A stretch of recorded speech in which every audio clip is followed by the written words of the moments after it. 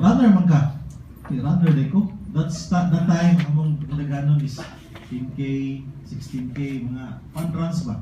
Okay, bago kami nagsugod dyan sa run. So, when we started running ultra or marathon, full marathon sad, na-experience me, ano din ang feeling sa mga runners sad. So, that time, nakakuhan ko, ni-commit na ko, okay? Third, fourth, until now, ako na nang gitchair sa committee, ako na sugbogin. And I'm proud na all of the committees sa Honat Subo is runners din sila. Okay? Mga finishers din sila, mga full marathons o ultra marathons. Okay? Nalamig ko sa nga among pang i-push yun na mo. Okay? So for the race details, we have 21K categories, the same gyapon last year, 6 km, 12 km, and the 3 km categories.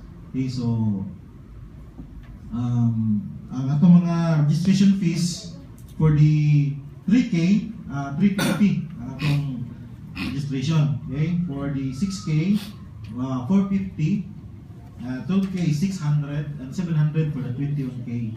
Okay, so for the prices, actually ang prices same gyapon sa atong last na Honat Sugbo. Sa male and female, 3K, first place to third place na siya. Okay, first place is 2,000, second is 1,000, then 500, and third. Okay, for the 6K, male and female, first place is 3,000, second place is 2,000, 1,000 ang yan one, and third place. 12K, male and female, first to fifth place na siya. 4,000 first place, 3,000 ang second place, third place is 2,000, 4,000 ang 1,000 fourth place, and fifth place 500. 21K same yapon, female and male. First place 6,000, second place 4,000, third place 3,000, fourth place 2,000, and fifth place is 1,000. Okay, so muna mga categories na to. Ang 12K o atong 21K na mga finishers medal sila.